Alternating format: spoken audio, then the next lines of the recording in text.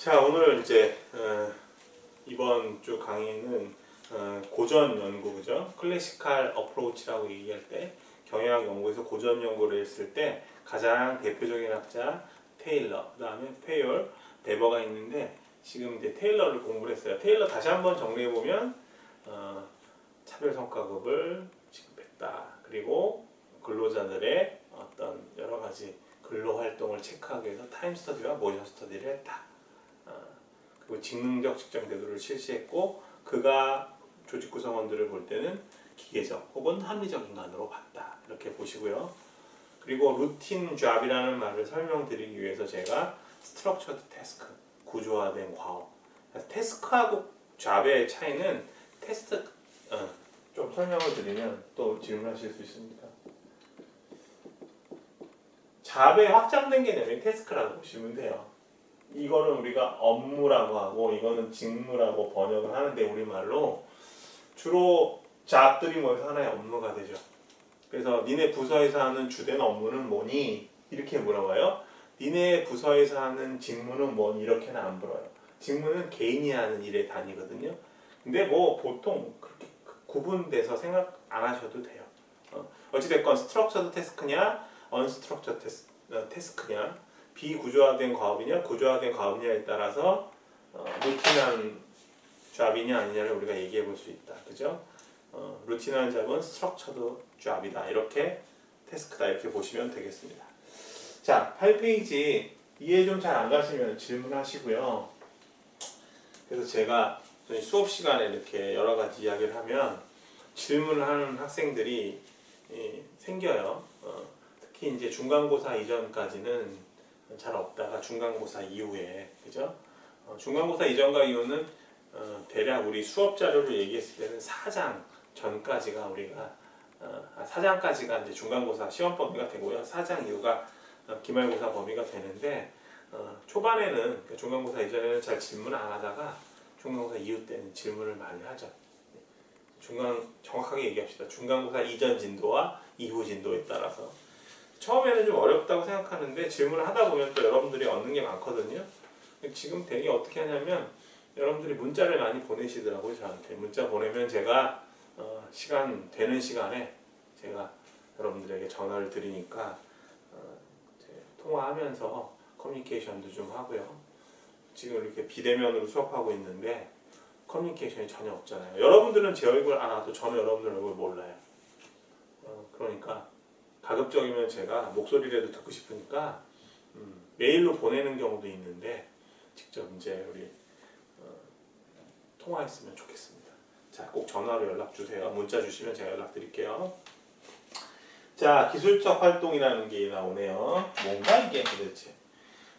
페이올이라는 사람 한번 볼게요. 테일러의 이름은 프레데릭이고요. 페이올은 이름이 앙리예요. 앙리. 앙리. 헨리를 프랑스어로 하면 앙리죠. 그죠? 그래서 페이올의 국적은 프랑스예요. 프랑스. 유럽. 미리 좀 말씀을 드리면 테일러의 이론하고 우리가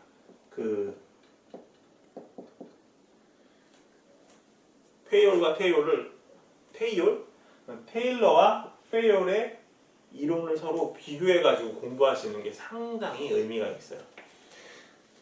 하나 더 비교해보면 얘는 미국 사람이고 페이올은 유럽 사람이라는 것도 상당히 중요해요. 자, 거기 내용을 한번 보시면 이른바 페이올 그러면 일반관리론이라는 거. 이 사람이 이제 대표적인 저서가 제가 저서 써드릴게요. 제너럴 인더스트리얼 매니지먼트. 우리말로 번역하면 산업 일반 관리론 이렇게 번역하더라고요. 산업에 관한 일반 관리론 이렇게. 그래서 우리가 4페이지 내용 보시면 뭐라고 나와 있냐면 4페이지 내용 한번 보세요. 4페이지 보면은 General Administrative Theory라고 이야기를 하죠. 이 저서명은 이 얘기예요. General Industrial Management, 산업 일반 관리론이라고 이야기하는데 이걸 갖다 그냥 Administrative, General Administrative Theory라고 이야기하는 이유가 있어요. 왜 일반 관리론일까?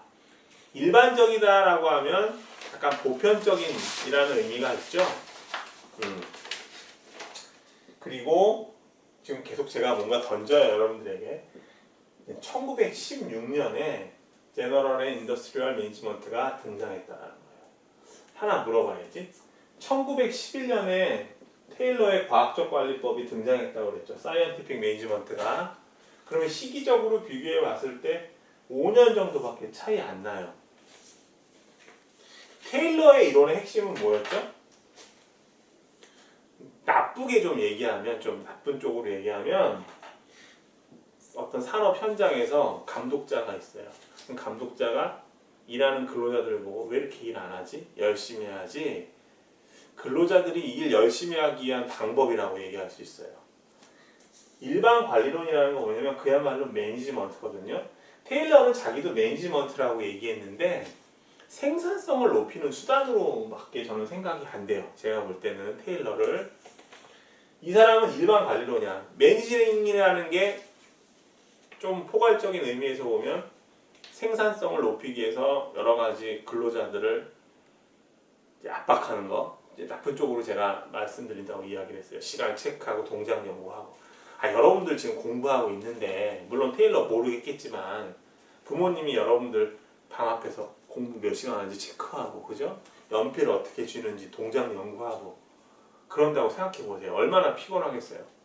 근데 테일러는 그냥 어떻게 하면 공부 효율적으로 할까 이것만 생각하는 사람인데 이 사람은 공부 어떻게 해야지? 예를 들면 고민하는 사람이에요.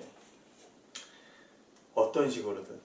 근데 왜 이렇게 비슷한 시기에 한 5년 차이로 유럽에서는 경영에 관한 부분, 진짜 경영에 관한 걸 생각했고 테일러는 생산 방식에 관심을 뒀는지를 비교를 해보면 이런 이유가 있어요. 산업혁명이라는 게 우리가 보통 이제 신석기 혁명 말고 1차 산업혁명 얘기할 때 이제 18세기 후반에 일어났다고 하죠. 제임스 와트가 증기기관을 개량하면서 어떤 제품, 그죠? 물품을 생산하는데 기계가 이용되면서 대량 생산이 가능해졌다. 그죠? 대량 생산, 그러니까 산업혁명에서 1차 산업혁명에서의 가장 핵심적인 주제는 생산량의 비약적인 증가거든요. 공산품의 생산량이, 그죠? 기계를 사용해서. 그러면 유럽 같은 경우는 미국에 비해서 산업혁명이 빨랐을 거예요. 그죠? 18세기 후반에 영국이나 프랑스를 중심으로 산업혁명이 일어나고 이게 이제 독일이나 기타 지역으로 유럽에 확장이 되잖아요. 미국은 당시에 뭐 했어요? 영국한테 독립하느라고 바빴고요. 그죠? 그러다 보니까 여러 가지 유럽 사람들이 고민했던 것들을 미국 사람들은 나중에 고민한 거예요. 자, 계속 한번 봅시다. 테일러가 효율성을 추구하면 1930년대, 40년대를 거치면 어떻게 될까요? 우리 조직 규모라는 거 배웠잖아요. 조직 규모, 사이즈. 조직 규모 커졌을 거 아니에요. 처음에 건설업자가 가족 기업, 예를 들면 아까 길브레스 부부 가족들 데리고 벽돌 공장 운영했다고 했는데 이 한 10명, 15명 되는 그 벽돌 공장이 한 20-30년 지나가면 몇백 명으로 늘어날 수 있잖아요. 벽돌 공장이 잘 되는 전제하에. 그럼 조직 규모가 커지죠. 한 10명 내외로 이루어졌을 때는 가족 기업이니까 크게 관리적인 측면, 이 매니지먼트에 대한 거 고민 안 해도 되는데 벽돌 공장의 규모가 한 300명 정도 됐다고 하면은 조직 구조도 생각해 봐야 되잖아요. 뭐 기능 조직 구조로 갈 것인가, 뭐 매트리스 조직으로 갈 것인가, 라인 스텝으로 나눠야 될 것인가, 우리 조직 구조 배운 것만 고민해 보면. 근데 이 테일러 같은 경우에 생산성에 대한 문제만 고민한 반면에 유럽 대륙 같은 경우에는 산업혁명도 먼저 일어나고 효율성의 추구는 문헌상에 등장은 안 해요. 누군가 고민했겠죠. 근데 효율성 추구하다 보면 당연히 조직 규모 커진단 말이에요. 삼성이나 현대 같은 기업들도 1960년대는 규모가 작겠죠. 지금 같은 삼성과 현대가 아니었겠죠. 한 50년 흐른 뒤에 지금 어마어마하게 규모 커졌잖아요. 지금 삼성이나 현대의 총수들은 뭘 고민할 거냐면 어떤 식으로 조직 운영할까, 이런 게 상당히 중요한 이슈가 될 거라고요. 페이올도 그런 고민을 했을 것 같아요. 그래서 제가 이 클래식화라는 연구에 있어서, 경영학에 있어서 클래식화라는 연구에 있어서 제가 더 선호하는 사람은 페이올이에요. 테일러보다, 제 개인적으로는. 똑같은 경영자인데 테일러는 생산 현장에서 이루어지는, 그죠? 생산 방식에 초점을 뒀죠. 이거 중요해요. 생산 방식에 초점을 두었다. 이거는 어떻게 하면 조직을 잘 운영할 것인가? 경영자적 입장에서 조직 운영 원리에 대해서 고민하는 사람이에요. 조직 운영 원리에 대해서 고민했다는 거죠. 이 사실을 뒷받침하는 근거가 뭐냐면, 자, 테일러 이야기 조금만 더 해볼게요. 효율성을 계속 추구하다 보면, 아까 이제 그 길브레스 부부가 운영했던 벽돌 공장을 제가 말씀을 드렸는데, 가족 기업으로 시작하다가 점점점 이제 사업이 잘 돼서 규모가 커졌어요. 한 300명, 500명 정도 됐어요. 그러면 조직 운영 어떻게 해야 되지? 조직 구조 어떻게 가져가야 되지? 이런 거 고민하게 되잖아요. 그래서 미국에서 야, 그러면 테일러 시대에는 효율성 추구하는 것만 우리가 고민했는데 이미 규모가 커져버린 조직 이거 어떻게 운영해야 돼? 조직 구조 어떻게 가야 돼? 관리자는 어떤 특징이 있어야 돼? 여러 가지, 관리자는 어떤 활동을 해야 돼? 몰라. 문헌을 찾아봤더니 페이롤의 연구가 있었더라. 무슨 연구? General and Industrial Management가. 이게 1916년에 유럽에서 쓰여져서 출간이 됐는데 미국에 소개된 건 언제냐면 1949년이에요. 테일러의 시대, 그러니까 테일러 연구가 득세하던 시기가 제가 1930년대 초반쯤이라고 얘기했잖아요.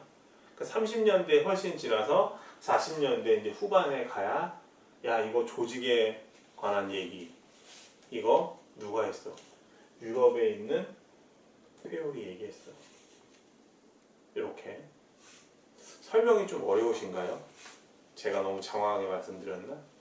결과적으로는 유럽이 먼저 다 빨랐다는 거죠.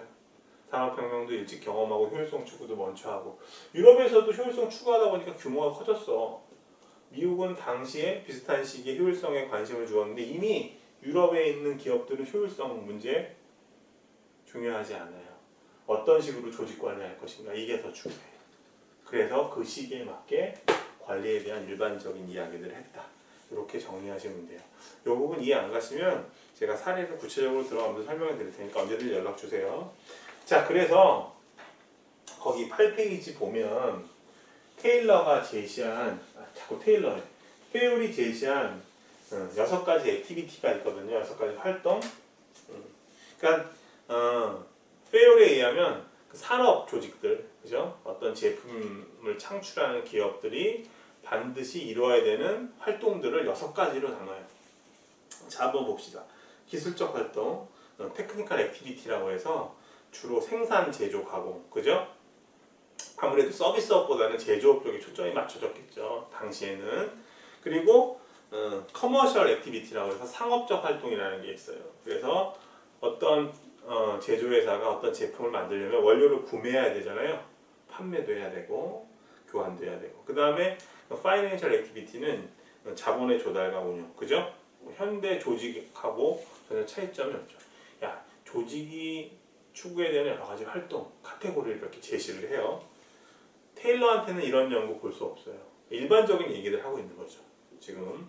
그 다음에 세큐리티 액티비티라고 해서 보호적 활동이라는 게 있어요. 재화와 종업원의 보호, 그죠? 그 다음에 회계적 활동, 어카운팅 액티비티. 그래서 재무상태표 같은 거, 회계 개념도 중요하다고 이야기를 하고 있죠. 그러니까 가족기업 같은 경우에는 그 조직에 들어가고 나가는 돈 같은 거 규모 그렇게 크지 않을 거 아니에요. 조직 사이즈가 커졌으니까 돈을 어디에다 썼는지 기록해야 되니까 회계 개념도 상당히 중요하다. 이 활동 필요하다. 뭐 이런 얘기를 해요. 그리고 여섯 번째는 중요하니까 제가 한번 써볼게요. 관리적 활동. 매니지먼트 액티비티스 해가지고 그 가만히 보면 그죠? 계획, 그 다음에 조직, 그 다음에 명령, 그 다음에 조정, 통제. 이거 많이 본 것 같은데. 계획, 조직, 명령, 조정, 통제. 많이 본 것 같잖아요. 요거를 좀 바꿔볼게요. 지위로 바꾸면 계획, 조직, 지위, 통제. 이거 우리 매니지먼트 펑션이라고 해서 경영 기능이라고 해서 배웠죠. 1장에서. 맞아요. 페어리 이야기한 거예요. 그러니까 경영자들은 어떤 기능을 해야 되느냐. 계획을 해야 되고 조직화를 해야 되고 그죠? 명령을 내리고 조정해. 이게 지휘잖아요. 그죠? 그리고 구성원들을 어떻게 통제할까? 특히 성과는 어떻게 통제할까? 이런 것들을 고민해야 된다. 라고 얘기하고 또 페어는 뭐 우리 핸드아웃에는 없지만 그런 관리자가 갖춰야 되는 자질에 대해서도 얘기를 해요. 자질. 관리자들이 어떤 자질을 갖춰야 되는가? 일단 뭐 도덕성이 있어야 되고 그 다음에 상당히 건강해야 되고 그리고 어느 정도의 일반 학력 지식도 있어야 되고 뭐 여러 가지 이야기를 해요. 그래서 경영자에 관한 고민을 하죠. 왜냐하면 경영자라는 건 조직을 이끌어가는 그죠? 경영의 주체가 될 수 있잖아요. 이런 고민들을 했다. 처음에 제가 테일러하고 비교했을 때 페어리 더 경영자에 가깝다라는 말씀을 드렸던 거 그죠? 제가 더 비중을 페어한테 줬던 이유 아시겠죠? 이런 거 고민한 거예요.